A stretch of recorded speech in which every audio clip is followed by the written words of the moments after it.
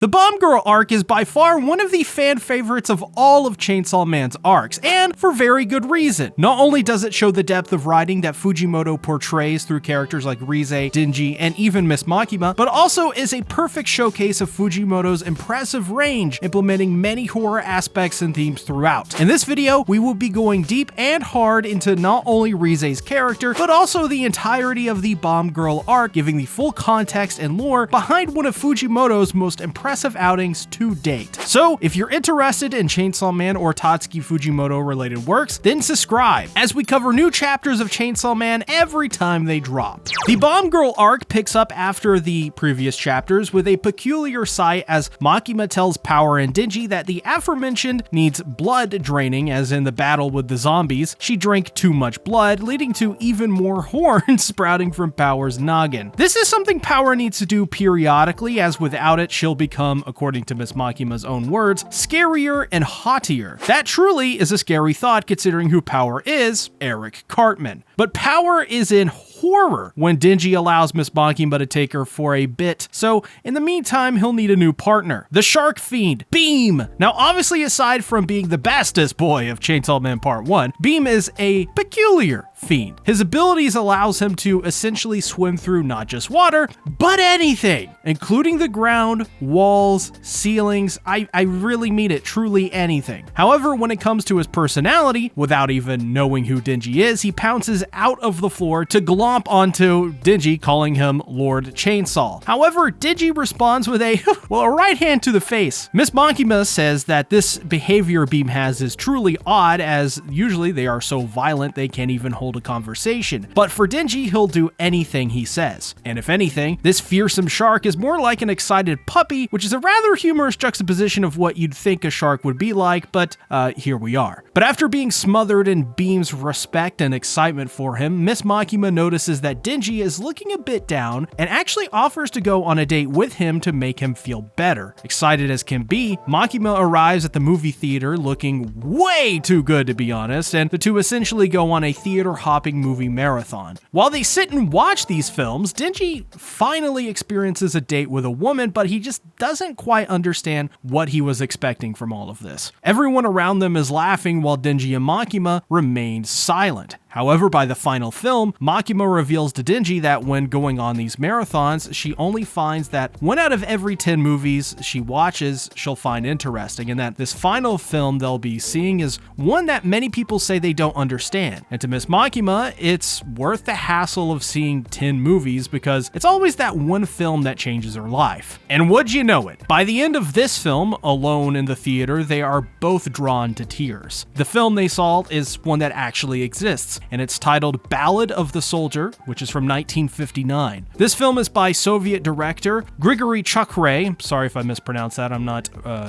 Soviet or Russian, but the BAFTA award-winning film is set during World War II, but isn't primarily about the war, but about the love of various kinds between various peoples during the war. For example, the romantic love of a young couple, or the love between a married couple, or a mother's love for her child, and finally, a Red Army soldier who, while making his way home from war, meets several people, one of whom he falls in love with. This scene is actually at the end of the film, where a son gets to see his mother for one final time before going to war, as his mother vows to wait for him there. However, she is kept waiting forever, as the boy eventually dies in the war. This moment obviously is rather sad, much like all of the film, which you can find on YouTube, by the way, and gives a lot of context and insight into fiends and devils. At this point in the story, Fujimoto has purposely portrayed them as beings that are lacking in humanity. For example, we can look to Power and see how she is. As Denji puts it, she is a narcissist and racist. She belly laughs anytime a human suffers in any way, and even slaps Denji on the head out of nowhere at times and tries to murder him just because it would entertain her in that moment. And what's fascinating is that Makima and Denji are crying to this. Obviously, we know that Denji has retained pretty much all of his humanity, and he won't be the first fiend or hybrid to do so, but for Makima, it's peculiar. She seems to have some sort of humanity attached to her in all of this. That's when I realized something insane. So stick with me here. I'm a little dumb. Maybe Makima isn't purely evil as we may have once thought. Maybe despite her controlling nature, there is a human side of her that desperately wants to live, much like the human inside of Denji. If that is to be the case, then this must mean that given time and the right environment, Makima could one day be the same kind of person that Denji is, or really anyone. There are two other hints that there is a human side of Makima on this date. For one, the way Makima dressed, it's a very subtle example, but if she has dolled herself up for this date, it must mean that, just like humans, she wants to look good, which is obviously a very human thing to do, because as we know from Power, she doesn't give a crap what she wears, and she sure as hell doesn't smell good either. Basically though, Makima seems to, on some instinctual level, want to be changed. She says that she sees 10 movies and has figured out that 1 in every 10 will change her life and moves her, making her cry. This confirms in my mind that Makima is searching for something that will enlighten her and make her understand her human side that much better and grow, not as a devil, but as, well, the human inside of her. That is to surmise that I believe that, much like Denji, she wants to be loved and love herself. Because why else would she cry at a Soviet film screening about the two different types of love one can experience during war? And obviously, think about it just a little bit more deeply. What is happening right now in the world of Chainsaw Man? Well, they're fighting a war against the devils, and they're losing severely at that. And what is happening in this film? World War II. The reason this final scene of the film between a mother and son was shown is that Makima is yearning for someone to wait on, to love, and to have someone love them back. I think as well, it doesn't matter if the love is romantic or not, but just true and honest love. That's why Fujimoto chose to show it between a mother and son, because what is more pure than a love between a parent and a child? That being said, I don't want to risk this video turning into a Makima analysis, but if you want to see me talk more about this film, or Makima and so on, just let me know in the comments. After the film, Denji and Makima tell each other they'll never forget this film. But feeling inspired, Denji asks if Makima has a heart. So, she puts her head to his chest and looks up at him in the eyes with those lifeless swirls and simply says, he does. While it's somewhat hard to tell in the manga, I could see this scene being more fleshed out in the film, because there is really a coldness to the way Makima says it, as he is then left alone as she walks away, leaving him to go back home. Alone. It does leave Denji in thought as he walks around the city, hilariously being followed by Beam. Imagine being followed by a land shark, by the way. That would be sort of cool and, kind of frightening to see. However, because of what Makima said and her touch, he gets butterflies in his stomach thinking about it, which leads to him to believe that this means he does have a heart. While Denji is still very naive, this is yet another example of how Makima has helped in gain some confidence in himself. He's experiencing butterflies in his stomach, which has also helped him experience just a taste of what it's like to, like someone. Combined with the message of the film that they had just watched, it shows that Denji is maturing and slowly trying to understand better what it's like to love at its most simplest and earliest stages. This is shown when we see a small group of people asking for donations to help raise funds for children affected by devil attacks. So he donates. As Denji now understands, he has a heart to give people money, and of course, riding off the high of the date with Makima and being close to her, in return, he gets a flower, which he then eats. And while humorous, I think it does show that Denji still has much more to learn. He's still very much the same kid who grew up enslaved, the Yakuza, over his father's debt. Thinking even more about Makima, Denji just can't get his mind off of her. Talking to her wiped away all of his worries, and due to that, he's for sure gonna ask her to go out with him after he collects a gun devil chunk. But the happiness is underscored by darkness when he says that he may have been kissed and groped by other ladies, but his heart belongs to her. It really does feel at this point in the story that Denji is working through in his head some very complicated and traumatic things. First, he believes that because of the butterflies, he now has a heart, which shows that before this, Denji didn't even believe he had one. That's an example of the darkness sort of hiding beneath the surface of Denji and in a lot of Fujimoto's writings. Now he's consciously identifying all of the groping and kissing from characters like Power and Himeno that in Denji's little way, he's been trying to figure out what all of that means to him.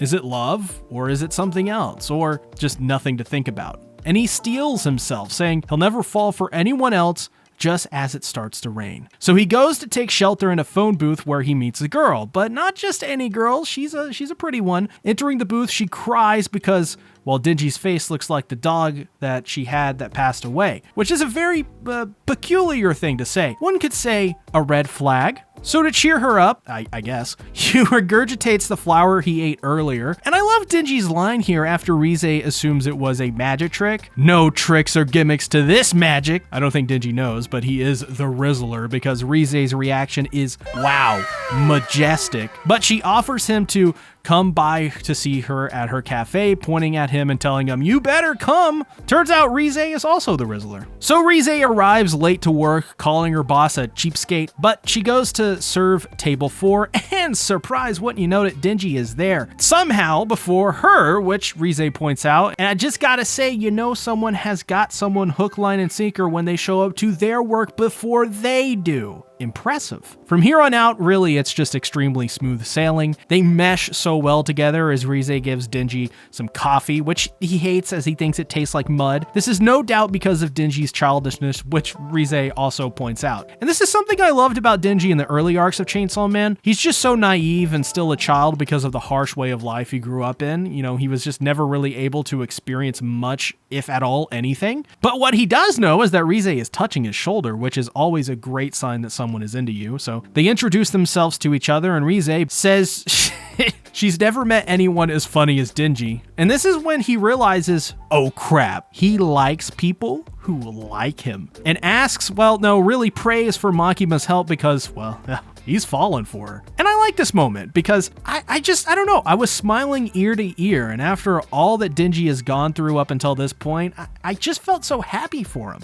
She seemed genuine to him about the way she felt, and they both really just hit it off so well. However, Fujimoto was very good at covering up that feeling that something just wasn't right. Why in the hell would Reze cry upon seeing Denji's face? Just because it looked like her dead pet? It's a little weird. It is just one moment, but it's just enough to where, when first reading, you would never even guess what would come next. Also, on multiple rereads, I couldn't get out of my head that Reze, while being so good at flirting with Denji, she's just like a little too smooth.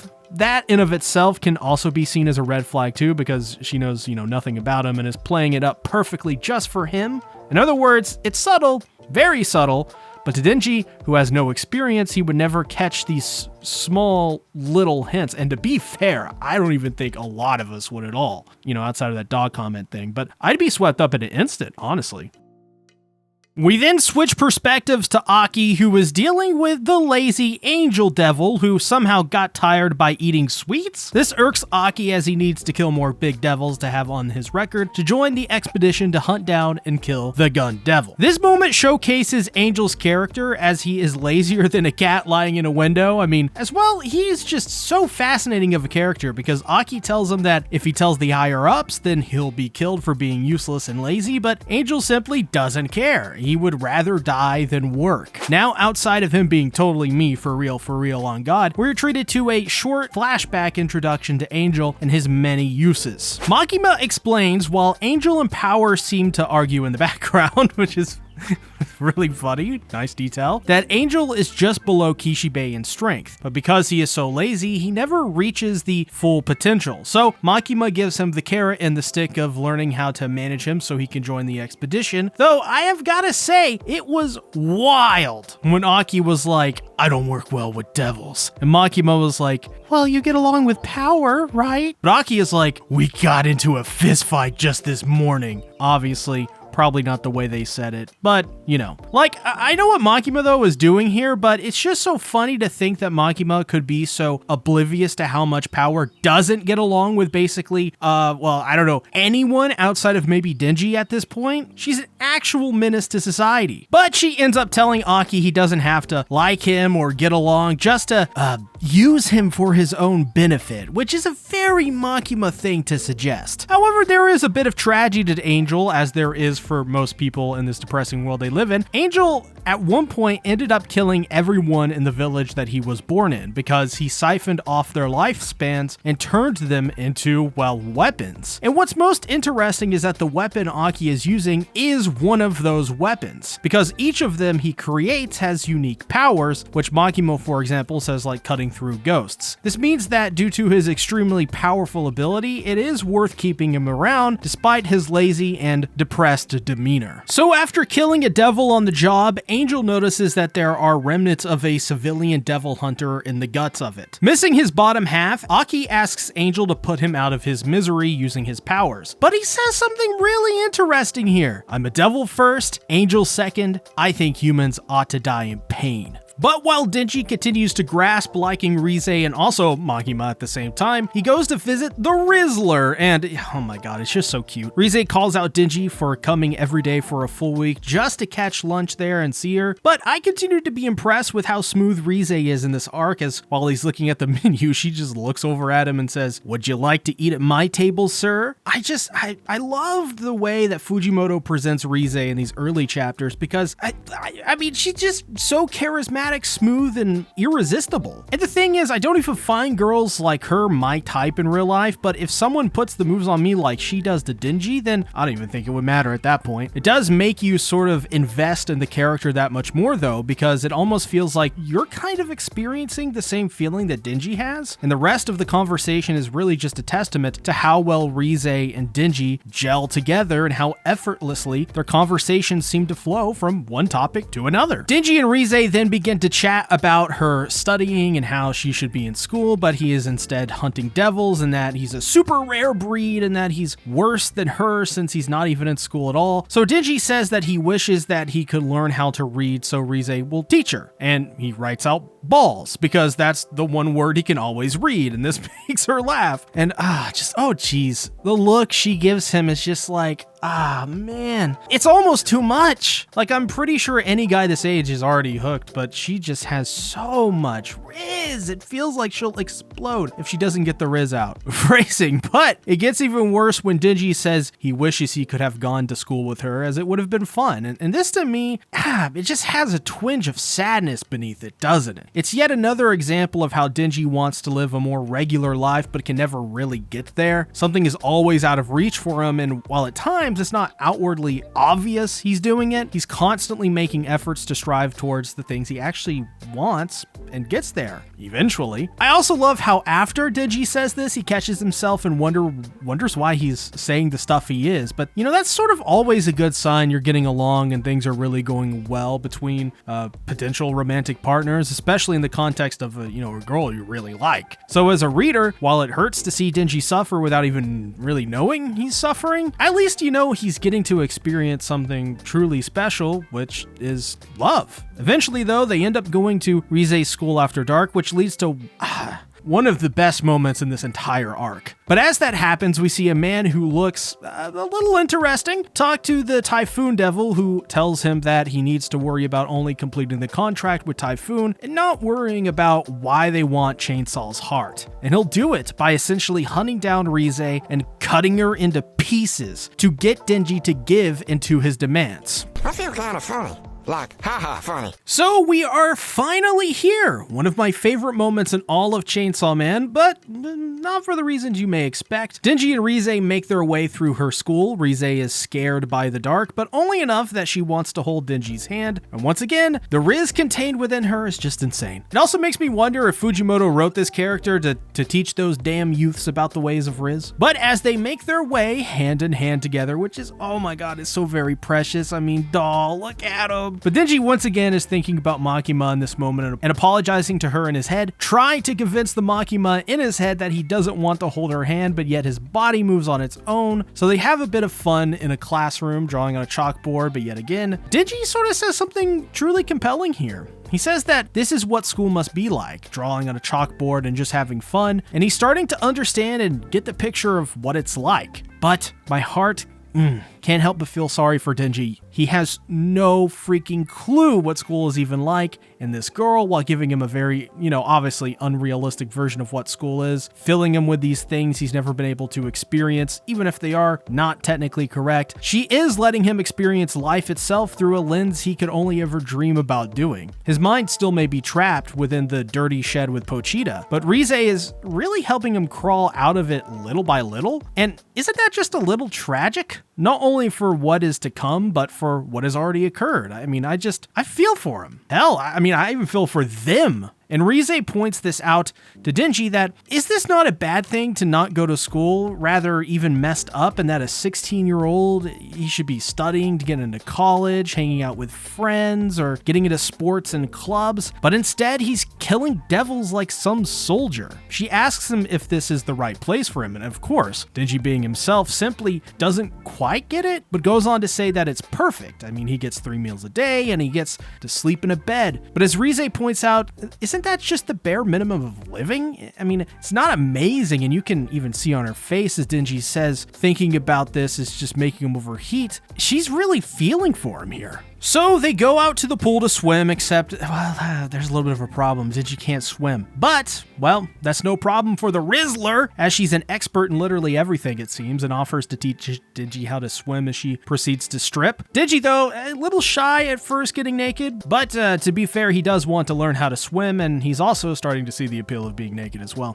This is yet another first for Denji, seeing a woman naked for the first time, and once more, he's telling himself that he can't do it because he'll be unfaithful to Makima, but yeah, he still gets naked. As she teases him to get in, he jumps in, giving, oh my god, Reze a full view of the goods, and her face is priceless. But despite the view, Reze tells Denji she'll teach him the things that he doesn't know or can't do.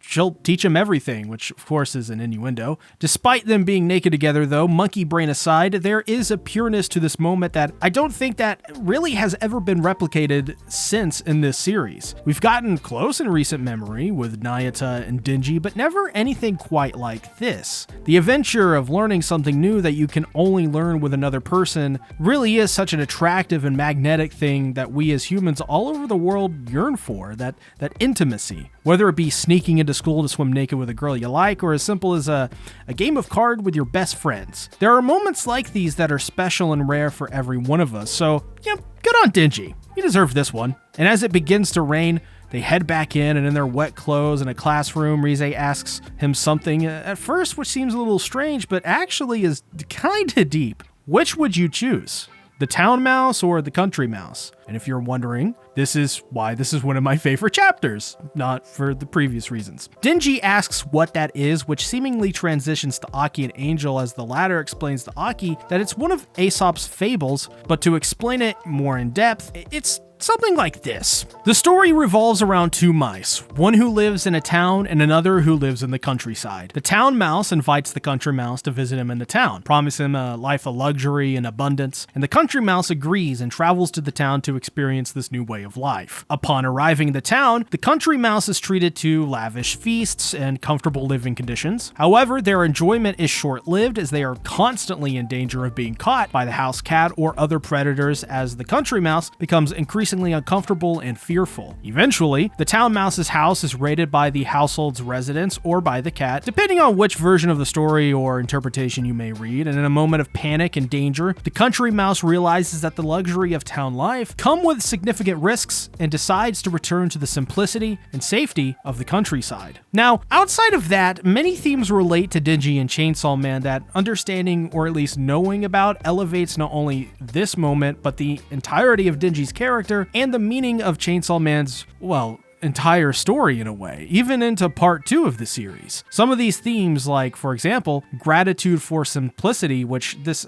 highlights the idea that one should appreciate what they have, even if it seems modest compared to what others possess. The country mouse learns to value the simplicity and the safety of their own home over the material abundance of the town, and this is something Denji is very much familiar with telling Reze moments before, that he's okay with 3 meals and a bed, and something he'll continue to to sort of have throughout the rest of his journey. As well, you have risk versus reward, which obviously illustrates some of the trade-off between risks and rewards. And while the town offers luxuries and comforts, it also brings with it dangers and, well, uncertainties. The country mouse ultimately decides that the risks outweigh the benefits, but for Denji, he says he'd rather be the town mouse. And this surprises Reze because to her, the country mouse has it way better as nothing beats peace, which at least from my viewpoint, I align with Reze the most here. But not that Denji doesn't have a good point either. To him, the city has better grub and seems like a lot more fun to him, which Reze asks him straight up, is that all he cares about? And honestly, he tells her yes, that is all he cares about, which brings us to another one of the fable's themes. Of course, I talk about contentment. The fable teaches the importance of being content with one's circumstances. The country mouse realizes that true happiness comes from being satisfied with what one has rather than constantly seeking more. But Denji's outlook on this is very interesting because I think Denji says he is content, but in reality, I don't know how true that is. I think he says he wants to be here not because of good food or fun. I think these two things represent his deep need and yearning to live life to its fullest. I think he wants freedom to experience anything and everything he wants to experience. Right now, he says this is enough, but maybe it's not. I think he could want more, and I think him going on this excursion with Reze is one of the many examples of that. I think the toast abomination, for example, he made in earlier chapters is also an example of that too, even if it's small. Because while it's gross to eat toast like that, think back to when you were a kid. I'm sure you did stuff like that too, and why did we do stupid crap like that as kids? Well, because we wanted to experience something new, something as awesome as,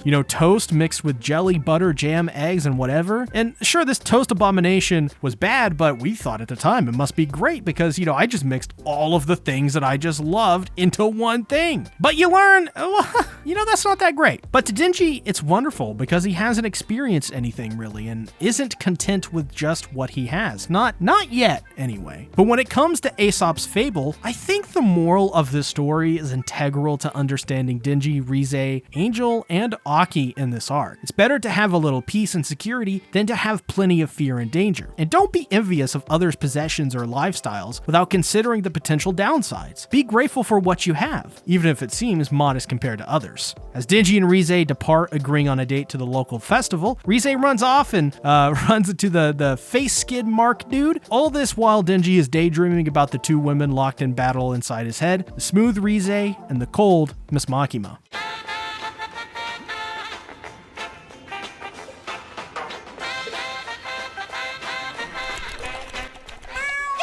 While looking out the window of the school, Denji tells Pochita that he likes two girls now, and to guess who? Ooh. Nope, it's not Angel, and while he's not sure, he's heard Angel is a dude. And Kobeni, well, or as Denji calls her, short chick, well, she's pretty cute, but she did try to kill him that one time, and so, she's out. I also like his description of power. She still tries to kill him every once in a while, and on top of that is narcissistic, self-centered, pathological liar, and racist. That's gotta be a high score, right? Still though, can't believe he called Kobeni short chick. Interesting. But we get this gorgeous 2-page spread of Reze and Makima as he asks Pochita which would he choose. And oh, the irony of this question. Oh, the irony of this 2-page spread. I'll also say that when I first read this arc, I searched up online people's thoughts about this, and wow. I mean, I'm new to the Chainsaw Man community and fandom and stuff. Only been really doing these videos for just about a year or so now. So you guys know more than me, but wow, you guys went wild when this chapter came out. And I just wonder why. If only there were some obvious moment in the Bomb Girl arc that split the fandom in two between Reze and Makima. Well, guess we'll never know, will we? Anyway, here's something crazy if you didn't expect it coming. Reze isn't who she says she is. She is chased down by this crazed maniac to the school roof, where she proceeds to go Black Hawk on this guy's ass. She dispatches this dork with cold intensity. Her face says it all. There is no feeling when she snuffs the life out of this man. And most peculiar, he says to Reze that she is the cheese to lure out Chainsaw Man. Once again, oh, the irony of that statement. However, what Reze says next is very confusing if you're not a Russian native or fluent in the language, obviously. But it's a very important piece of dialogue that if you didn't search up what she was saying before, like myself, then you missed out out on, well, a lot. So here is what she said in Russian and what it means in English. Thanks for a Reddit user for helping me out on this one. Everything is ready for my date with Jane. We are going to the church in the morning. We will have coffee and omelets in the cafe. After we have taken a stroll in the park, we'll go to the aquarium to see the dolphins and penguins that Jane loves so much. We'll rest in the afternoon. So, what did we do in the morning? We'll reminisce and remember. We will not remember the night we spent in the church. This passage is from the novel The Catcher in the Rye by J.D. Salinger, that much maligned and infamous classic coming-of-age story narrated by the protagonist Holden Caulfield, a teenager who has been expelled from his prep school and is navigating his way through New York City while grappling with feelings of alienation and disillusionment. This particular passage captures Holden's daydreaming after spending a perfect day with a girl named Jane Gallagher, whom he has strong feelings for. Throughout the story, Holden longs for connection and his desire for a simple, idyllic life away from the complexities of the adult world. At this moment, Fujimoto is using Holden Caulfield to channel Rize's inner angst and longing for a normal and perfect day with one Denji. It's very hard to take this as just face value considering what is soon to happen with Rize in the story, but going deeper, we can infer so much about Rize's true character. For one, when you pair her answer of wanting to be the country mouse and the fact that she's quoting a book deemed too dangerous for teenagers to read. Catcher in the Rye is about a teenager not wanting to grow up and face the troubles of adulthood and wanting to just spend a perfect day with his perfect girl that he's dreamed up in his head, and you could easily see that Rize isn't satisfied with the life she's currently living. She wants to escape the world she's currently in because the world she lives in isn't satisfying. Rize in this instance is Holden Caulfield, which I think in general is a very interesting interpretation of Catcher in the Rye, as many will use it to reference young boys, which makes sense as Holden is male, but I think really does work beautifully for Rize here and adds a fresh breath of air to the interpretation of the story. As well, when you consider that Rize lives in the city, much like Holden did, and that she's a very similar age to Holden, it's clear this is the closest we'll probably get to a Holden Caulfield-like character in Chainsaw Man. To me, my interpretation of Rize's character and the Catcher in the Rye is much like how you're generally supposed to feel about Holden, that I feel very sympathetic towards him because Holden is like a representation of that angsty teenager and the difficulties of transitioning into young adulthood as a teen that we all experience and go through. So it's just difficult. And much like Holden, Rize seems to almost want to defy it and wants peace in her life, something simple, something she can rely on and come back to. She's the country mouse after all, and no matter what happens in this arc, I think this passage will and forever always make me completely sympathetic to Rize to some degree, which, as we'll discuss later in the video, is something only Rize, I think, has ever been able to achieve in this series. But Rize figures out that it's Typhoon who has set all of this up, but she'll look the other way this time if they obey him for a little while and get rid of the body. But when she appears again in front of Denji, well, she's all wet from the rain and beams him a smile that can only be interpreted to Denji as a gift from some higher power. And I don't blame him. I mean, look at the smile. So they make their way to the top of a hill overlooking the city, as this is the best place they'll have to see the fireworks, and they'll have this place all to themselves as their own little secret. The moment of truth has finally arrived. Rize says she stands by what she said. Denji's situation is truly messed up, that making a 16-year-old fight devils, not letting him go to school, things like that the government shouldn't be allowed to do to someone like him. So she gently takes his hand into hers and asks him, will he quit his job and run away with her? She'll do anything in her power to make him happy and always protect him. Please? Pay attention to this moment and every word she says to Denji. It'll be important later. Also, I love the fact that it's the woman who is saying that she'll do anything to protect Denji. Sort of like a role reversal where you usually would think it would be the male to say that to the female. So that's another thing I really like about Rize here. Denji, not quite understanding, is reassured by Rize that she can get a favor from someone in public safety and that they'll never find him or, well, them again. They could even go to school together there, and all Denji can ask is, why? Well, it's because Rize likes him, simple as that. And you can tell this is hard for him to say, but Denji turns her down, saying that he's finally getting recognition for his work. He's finally getting respect from people and hitting it off with his coworkers, and he's starting to just enjoy life more and more. And Rize responds with a very powerful line here. Denji, there's someone else you like, isn't there? As the fireworks goes off, we are treated to a beautiful 2-page spread of Denji and Reze kissing, but it's just not what it seems. Or, it could also maybe is what it seems. Reze, though, has bitten off Denji's tongue and slashes his throat as he goes to pull the starter in his chest, but his arm is also cut off at the wrist. She then goes to kiss him again, asking him if it hurts, knowing it does, as she says she's going to take his heart now. But just in time, Best Boy Beam is here to save the day from Reze as he reveals through his impeccable ability to smell, because, as you know, sharks can smell. Duh, I've watched Shark Week. That she's bad news, more specifically, bomb. Reze then reaches for her stylish choker and pulls the pin as she says, boom, and blows her head and right arm into pieces in a beautiful piece of work from Fujimoto and his assistants. There's actually a great fan animation of this moment that's really good too, but it quickly regrows as we are witness to the glory of the bomb girl herself, the bomb fiend Reze. Oh, she's so badass. Equipped with an apron full of dynamite and a head the shape of a hydrogen bomb, she truly is the embodiment of, well, what she is. The bomb. I also love how her first words after transformation are calling Beam a thief. She then jumps down and we're treated to yet another highly remarkable moment in Chainsaw Man history. This amazing piece of art showcasing the figure and form of Bomb Girl.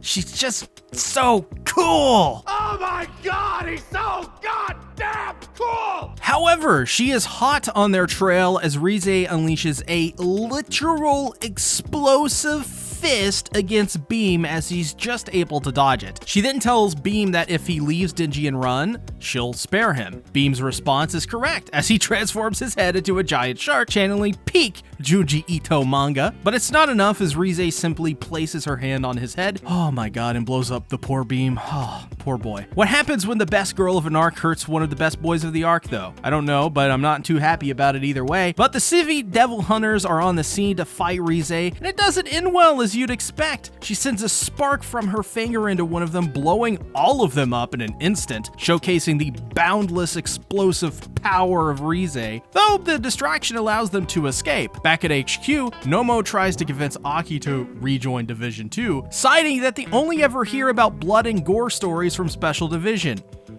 Sometimes this world is too cruel to some of these people, I think. But it's small, but it does show that Aki at least has Nomo looking out for him and thinking about him. This brightens up Aki and he gets, a little bit of a smile back, which I don't think we've seen him do much of, if ever. Aki doesn't seem like the smiling type. But Angel tells him that he should have told Nomo he'll die in 5 years, which he learned from Power. And of course he'd learn it from Power. Who the hell tells Power anything? There needs to be like a special division called Special Fuck Power Division. In a rather dark moment, Angel tells Aki that he's jealous because he wishes that he could die soon, because as soon as he's alive, he has to keep working, and when he's dead, he won't need to, which is just... But Nomo runs to Aki to bring them to Beam and Denji as Beam tells them that the bomb is coming. Aki, wondering how he knows this, asks where he learned the info from. However, he promised Miss Makima he won't say, or else. As Reze arrives, she's back to her normal looking self and with an unsettling smile on her face, blushing, she yells out that a devil is after her. It doesn't work on him though, as it's very clear they need to call for backup from all on-site Division 2 agents. Reze, realizing, this plan probably didn't work out, resorts to plan B, which is, what was that again? Kill them all. At the beginning of chapter 46, I do want to draw attention to this cover, which I think is easily one of the most iconic covers in, well, the entirety of all of Chainsaw Man. I think it's just a great representation of the character and is so iconic that it's already being used as one of the main promotional images for the Reze arc Chainsaw Man film. But getting into it proper, the Division 2 agents use their special ability against Reze by growing mold in her heart and intestines, which immediately causes her to bleed from her nose and mouth, and that even if she regenerates, she won't be able to get rid of the mold. However, Reze isn't your normal fiend, or really your normal kind of gal, as she pulls the pin once more, dislocates her neck, and blows her head off of her body, picks up her head and throws it through a window into a building with extreme force and detonates her head, transforming her head into the Bomb Girl form, this time missing her usual clothes, so now she's naked, only wearing the dynamite apron. But we gotta talk about the next image here, because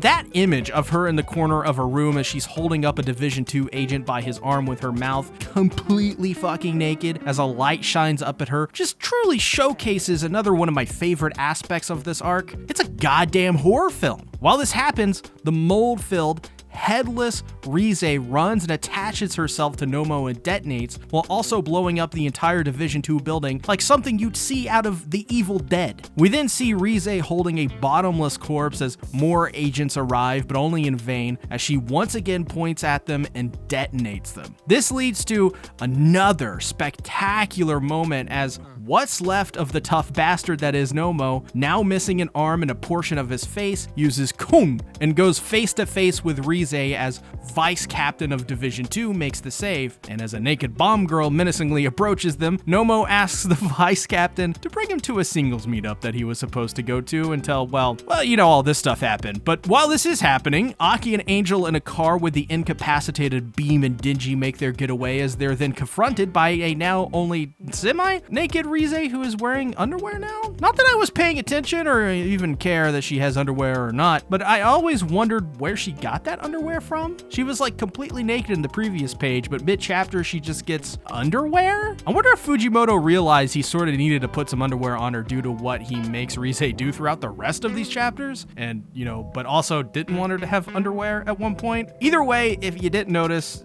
I guess now you know. But this is awesome. She jumps down in front of the car as Aki slams the brakes, and before him, she holds up the severed heads of Nomo and Vice Captain as he declares her a monster. And she is. Holy hell. I'd probably say she's an absolute demon. And the way they present this, once again, was just a straight up horror film in action. And I love how they show the silhouette of the bomb girl's head here too as it menacingly stares back at Aki.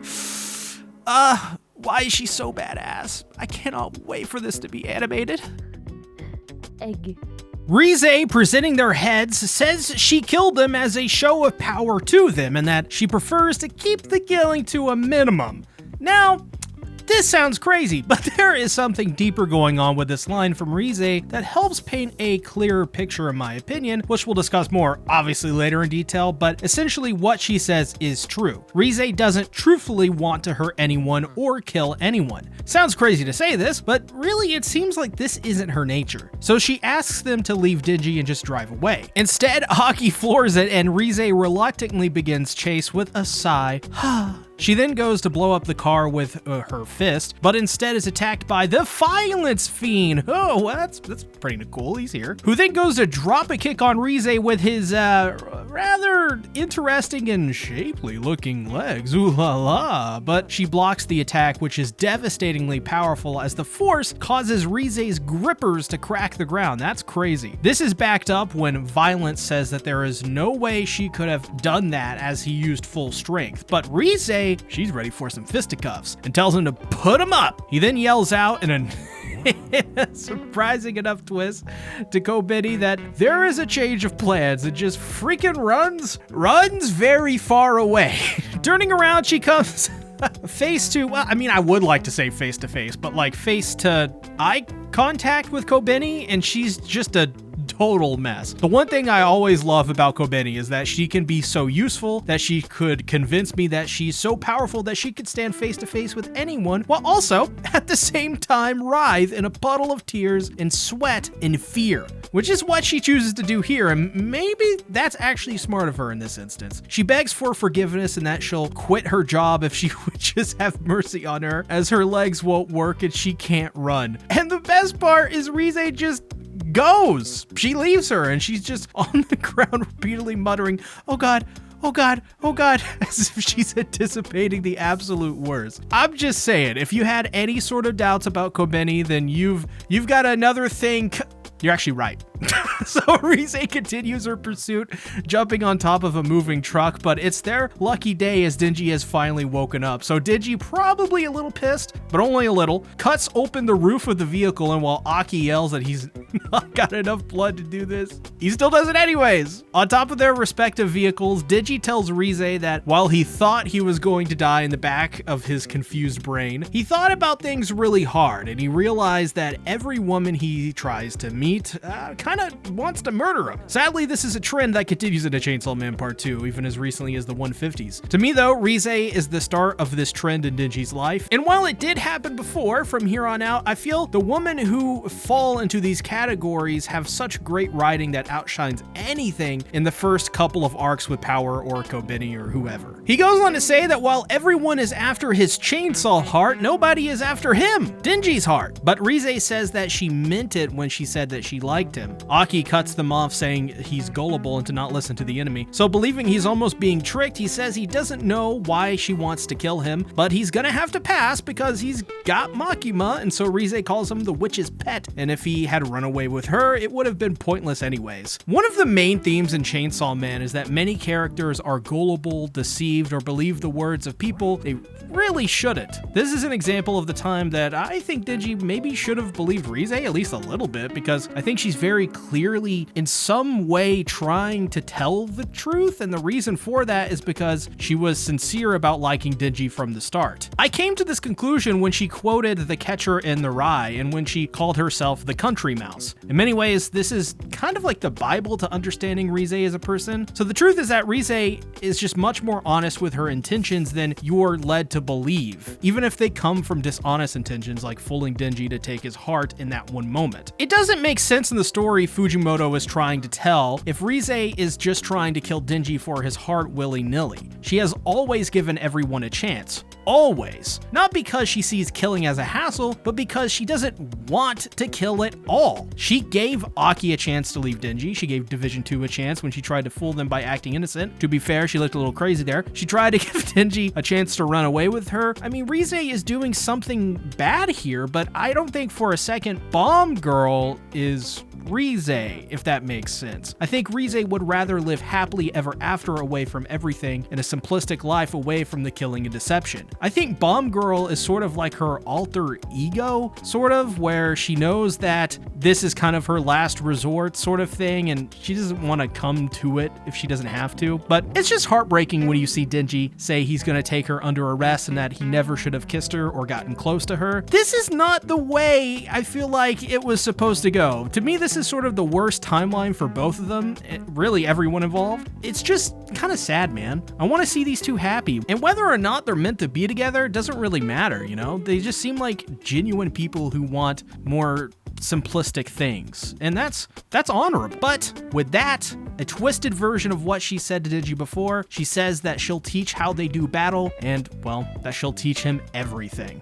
Their fight, obviously, is fierce. Trucks are blown to pieces, buildings are demolished by Reze and Denji, but Reze remains true to her promise while fighting. She gives him advice on while fighting, while he isn't applying himself, and that he can't just swing around his chainsaws wildly. He has to understand his powers better. And with that, Reze severs her finger and uses the bone as a fuse to detonate it and blow up Denji. But he's right back into the fray as he attacks once more, leading to a powerful explosive punch that beams Denji into the sky as Reze rockets herself right up to him, and Rocket kicks him back down to earth with a shattering blow. The effect of the attack is just incredible to see, as Reze has rendered Denji a pile of guts and metal. His art is so good. And she holds him up now as a severed torso, blows him into even more pieces, leaving him a charred remnant of what Denji was. Stepping on the bodies in the rubble, she ends up stepping on Aki. But Aki, he doesn't like them grippers, so he attacks Reze, severing her arm. Once again, though, my man Aki coming to the save for Denji. I swear, we need a reward just for Aki to get his credit, because he's one of the best supporting cast members in Chainsaw Man to this day, just for the fact he's trying to save our boy.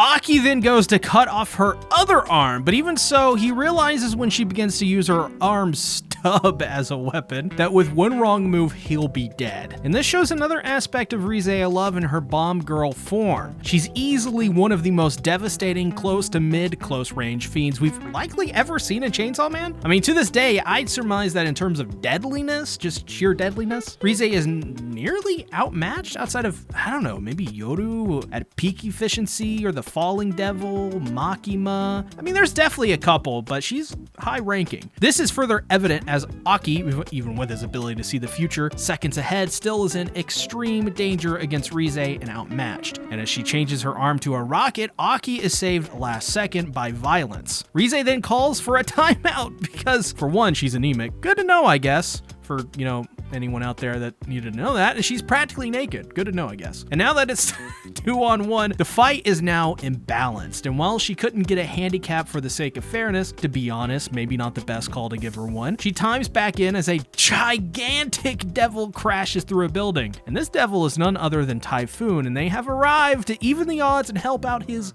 quote, Lady Reze. And I love how violence is like, hey, no fair. This is funny considering how the fight is now imbalanced against them. As this is happening, Angel then siphons the blood from a dying woman, telling her that she's going to heaven and that he's sorry as she feeds her blood to Denji to revive him. It's a small moment that I want to mention here, but the imagery of an angel coming to a woman's final moments seems powerful. I can't help but wonder what she may have been thinking in those final moments. Fujimoto does kind of make you think a lot about the way he frames moments like these and all the different connotations and context from different points of view that there are. Super interesting. But Denji is now among the land of the living and now very naked. Maybe this is also a play on how we exit this world clothed and begin the world naked, I guess. I don't know. The cycle of death and rebirth or whatever. Angel hilariously tells Denji that his girlfriend is killing too many people and that he'll need to decide. Let her kill him and mitigate casualties or kill her. It's an easy choice for him, but Reze is insanely strong, so it makes things a little complicated, Hold on a moment. I just want you all to know that this moment is everything to me. Denji literally rides Beam into battle as a freaking shark. Absolutely legendary Chainsaw Man moment, without a doubt. But the dialogues exchanged between them, absolutely priceless. Denji said, I gotta break in Beam with my chain and ride him like a horse. Which prompts an equally hilarious response from Beam saying, "This not it. This not it." Oh, even Angel is like, come on, there's got to be something better than this. Even Reze laughs at him like, what? He's like, giddy up. Yeehaw.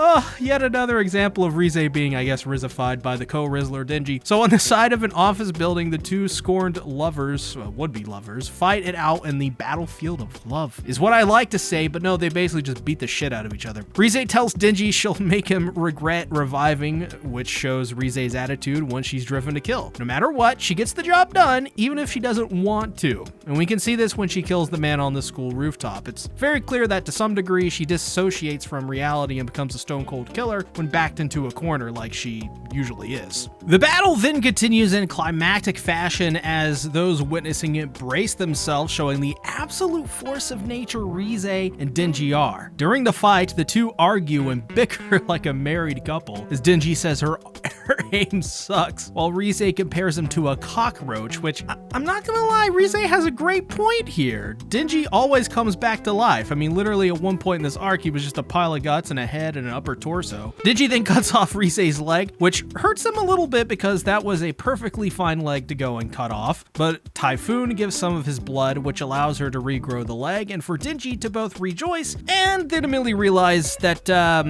that's not good. But Reze continues to drop amazing lines like, "This is just absurd." I feel like Reze at this point is more likely to be defeated by the absurdity if anything else. But during their epic fight, Angel is nearly blown away by Typhoon's ability, and so Aki grabs onto Angel, saving him. However, he's slipping, which leads to an incredible moment that I really loved here. Angel has like a bit of clarity and tells Aki that it's okay to let him go because he's fine with dying, as it means today was his time and that he's been ready for ages now. But Aki then eventually loses his grip as his life flashes before him and he sees the image of a woman in his head, most likely one of the women he killed in his village, I would say. But Aki does the unthinkable and grabs onto Angel, sacrificing 2 months of his lifespan because he is sick and tired of people dying in front of him. And this is an aspect of Aki that in terms of writing, I think is just, I thought it was really brilliant because because Aki really is the kind of guy that just keeps suffering in the hopes that he'll protect everyone around him. Sure, he seems cold, quiet, and lifeless, but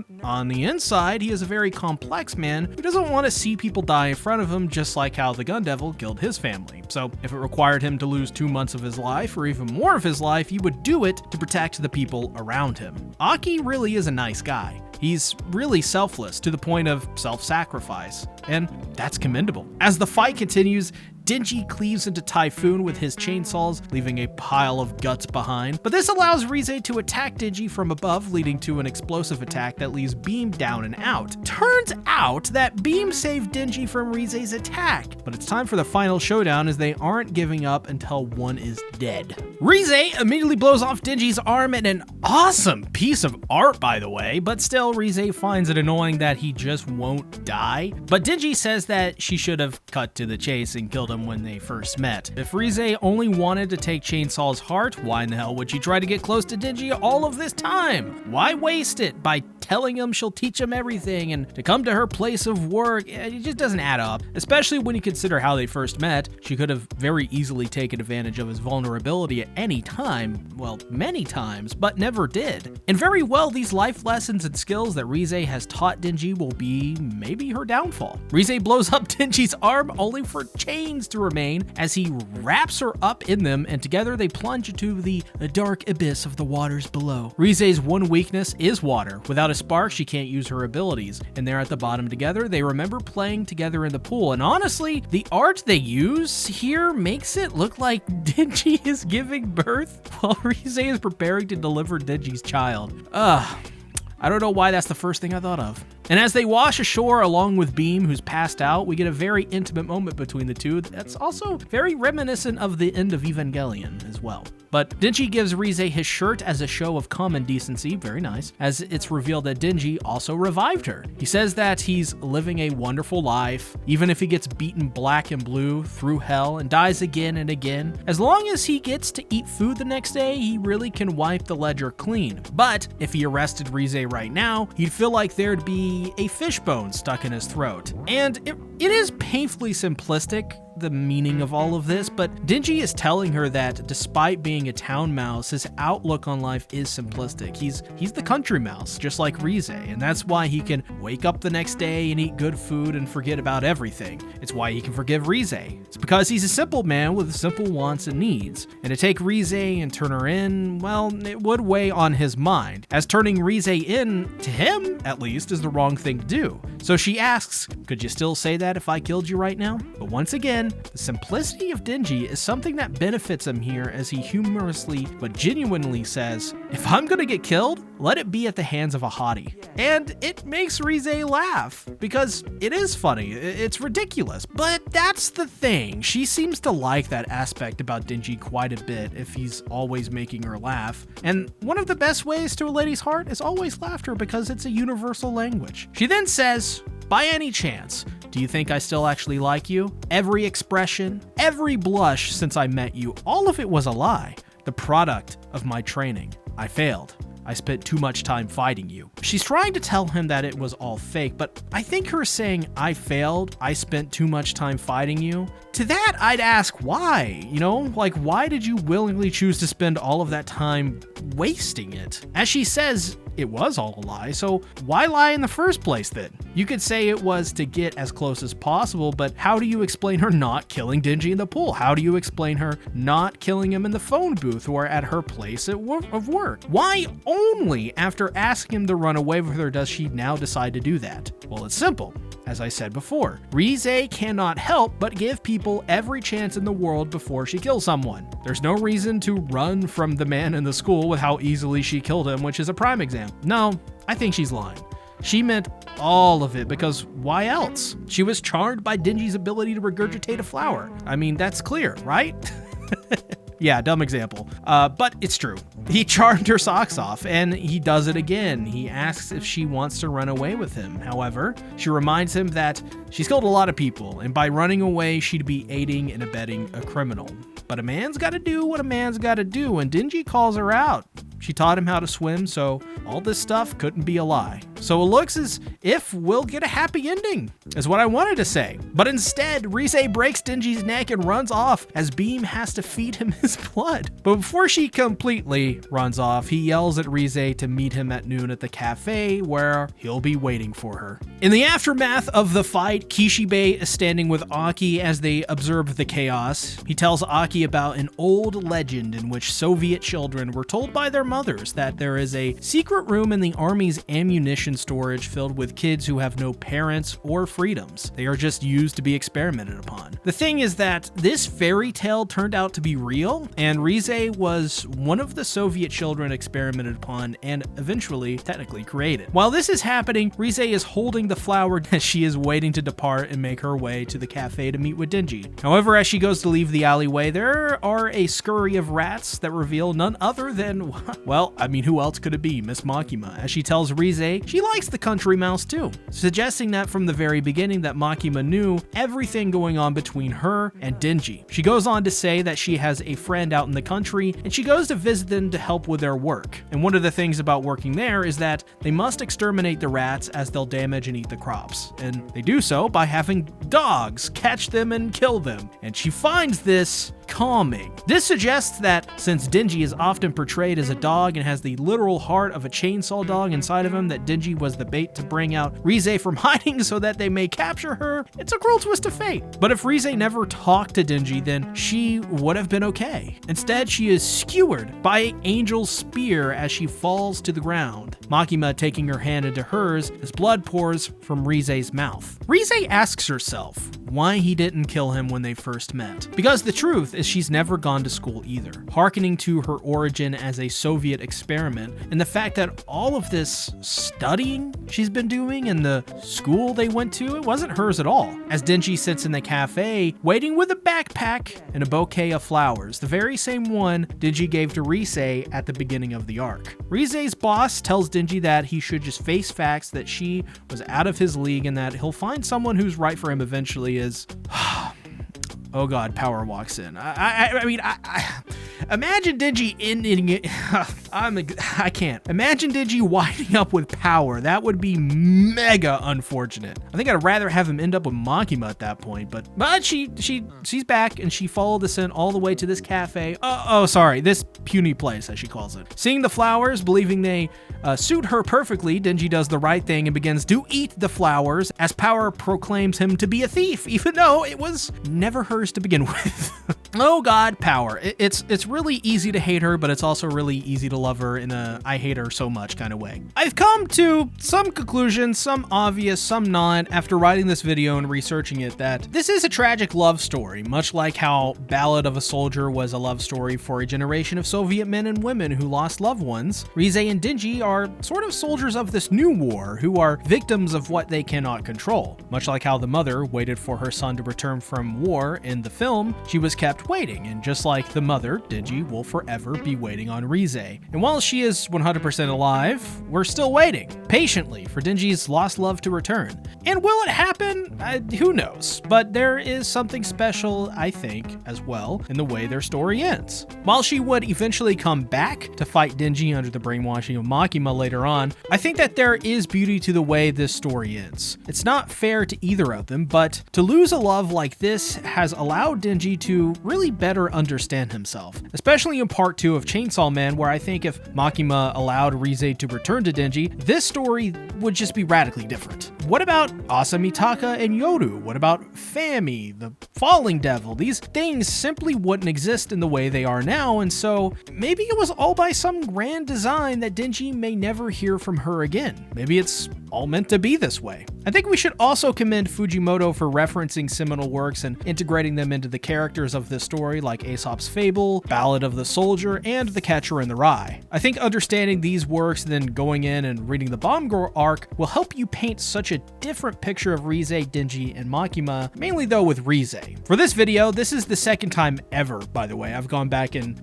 to read this arc, and doing so helped me realize Reze truly is one of the best characters in this series, bar none. And the reason is simple. Her character is tragic, and you can see in every action that she makes, like the flower Denji gave her, she is much more delicate and fragile, but it seems as if she used that to create a shield for herself. Go back, by the end of it, she wanted to give Denji yet another chance. Before rereading this arc, my memories of Reze, I thought Reze, while being significantly better than basically every other woman besides Asa Mitaka in Denji's life, was still bad news.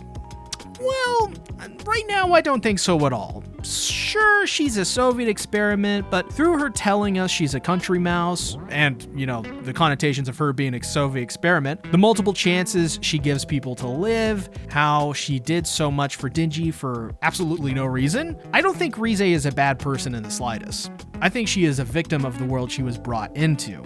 I also believe that if it wasn't for Asa, she would remain the absolute best choice for him easily, and I still think there is an argument for that. I just can't get over that line though at the end where she says, like Denji, she's never gone to school either. I realized there that Denji is the same as Reze. Both of them were brought up to kill for someone else's gain. Denji was made to pay off the debts of his father by the Yakuza and trained to essentially be a merc as a child. And Reze was a Soviet experiment meant to kill the enemies of the USSR and God knows what else. Reze's really the only person who could understand Denji and vice versa until obviously Asa. That's why Reze couldn't kill him. She knew he was like him. And in a world where you're only brought up to be a vicious killing machine with no emotions, where, in Reze's own words, every blush, smile, or smirk is fabricated, why wouldn't she fall for someone who makes her feel like a human? Because that is exactly what she is, and he's the same as her. But it's the very person Reze wanted to run away with that got her caught by Makima too. And that's the cruelest of realities, is that through outside control, like the Soviet men and women in Ballad of the Soldier, like the Town Mouse, like Holden Caulfield, it was never meant to be because it was all out of their control. Makima would have found them, and the outcome would have always been the same. Just like the outside people in the Country Mouse Aesop fable, just like all the people in Holden Caulfield's life. This has made me realize above all else that, I think the Bomb Girl arc is easily one of the best creations of Tatsuki Fujimoto for simply its deep, layered, and unforgettable storytelling and themes of love and romance. And while it's not obvious at first how deep this arc goes, it truly is one of the series' greatest accomplishments, and to this day, to some out there, I'd imagine can't be topped. And for me, is definitely one of my favorites. So let me know in the comments below, is the Bomb Girl arc just that good, or is there a better arc? Also, do you think Reze will return? And if she does, would it lessen the impact or her involvement in part 1? And just as a side question, if you want me to cover future arcs in this format, then please leave a comment. Thanks everyone for watching. See you in the next video. Bye-bye.